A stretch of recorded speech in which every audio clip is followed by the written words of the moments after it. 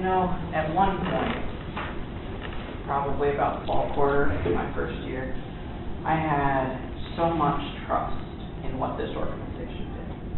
I believed firmly that this was the organization to get stuff done. Now, I've been here for 5 weeks. 5 weeks hearing the same thing over and over.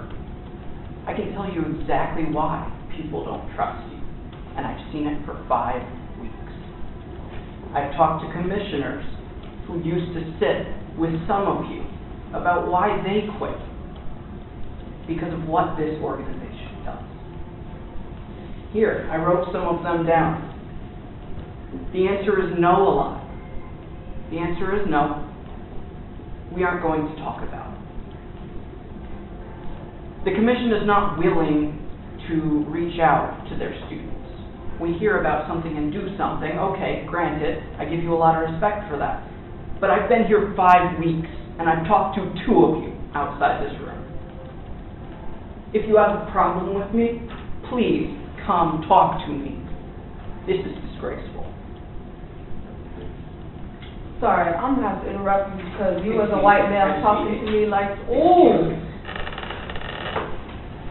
The idea was suggested that you go outside your demographics. So let me tell you something. There are more demographics than race, sex, gender, sexual identity. There are more.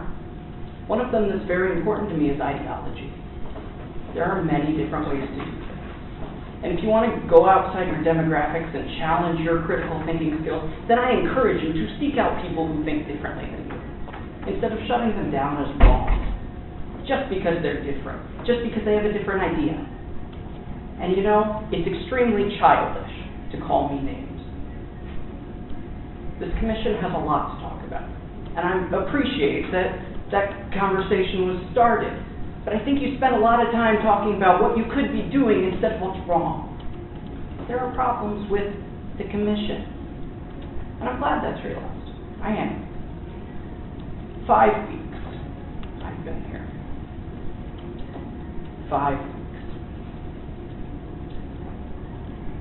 How can you reach out to your student body? How is it that student commission can represent the students? Well, I can tell you first, stop saying no. If the answer is let's talk about it, if the answer is please I want to hear your side some other time, okay. But if your first answer is no, well, then we don't really have any thinking. You shut down the connection between you and your students. And I speak on behalf of... I'm just saying, if we're even going to think about being an anti-racist organization, anyone coming in and disrespecting someone on the commission who's not on the commission and talking to Melody like that as a person of color when you're coming from a white male privileged stance in life is disrespectful. And as white commissioners, we need to check our constituency because this is the work that needs to be done. Cam, can I hear you on that? Yes, totally agree with you.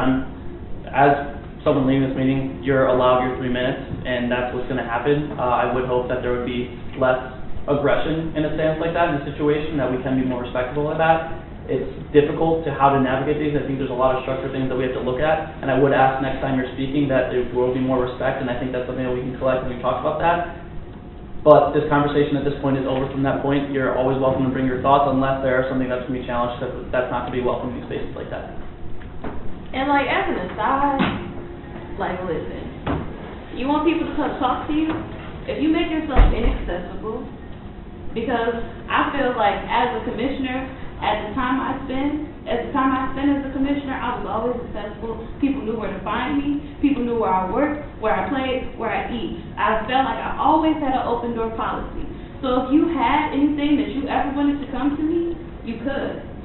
But I've seen you on multiple levels and platforms, and you have made yourself unapproachable. And you say you want to have dialogue, you say you want to collaborate, and what's interesting right now is that you actually can't respond to me because your time is up. And I know that's going to be hard for you because you come from a place of such privilege that you felt that it was okay to disrespect people of color in this room.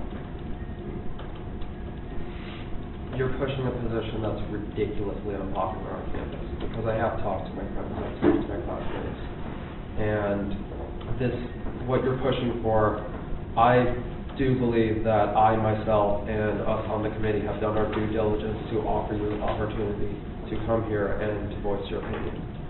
And if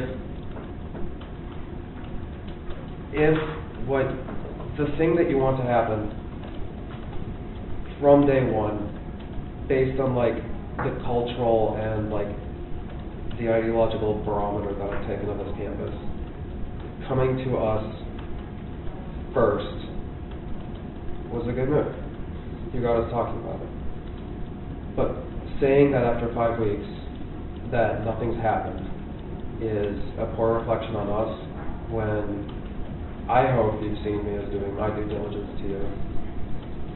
But using this to like jag at us as a commission is disrespecting us, because we have given you your time. And the problem is that the argument that you're presenting goes way beyond us. There's an entire camp out here who we would have to convince that considering this is a good idea, because people don't want to consider this, which is perhaps a problem. But people aren't comfortable with having guns on campus. It's simply not a thing that would happen. And like, I wasn't finished, but like, I'm gonna be honest with you, Alex. I never advocated for you. I never would have. Why? Because your views, which I feel like you've made very public on many different platforms. You have a radio show, you have a public Twitter, you tweet the Stu-Time account. I'm aware of who you are and what your ideals are and how you feel. I would never represent you because I couldn't, because you directly conflict my life. Period. For anyone on this commission to represent you would be to represent racism, sexism, homophobia. And clearly, you just spent 2 hours of your time listening that this body would like to be an anti-racist institution. So what you seek should not come from here. At least not this body with these people. I've heard that you've been offered to speak directly to administration.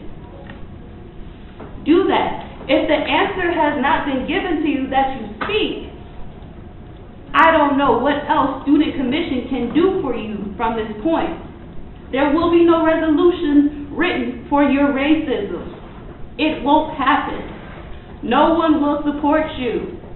If you want to do this, whatever you call yourself, disrespecting, burning bridges, having no reason to create open dialogue, you're going to continue to be the Lone Ranger who, from my perspective, is threatened by black and brown people.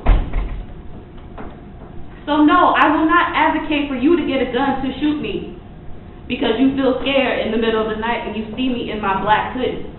I will not. I would not. And I would hope no one else at this table would, because I would enact recall. So I hope you seek what you serve, what you seek. I hope you find what you seek. But it should not be from the Student Commission. And like I said, you cannot respond because your 3 minutes are up.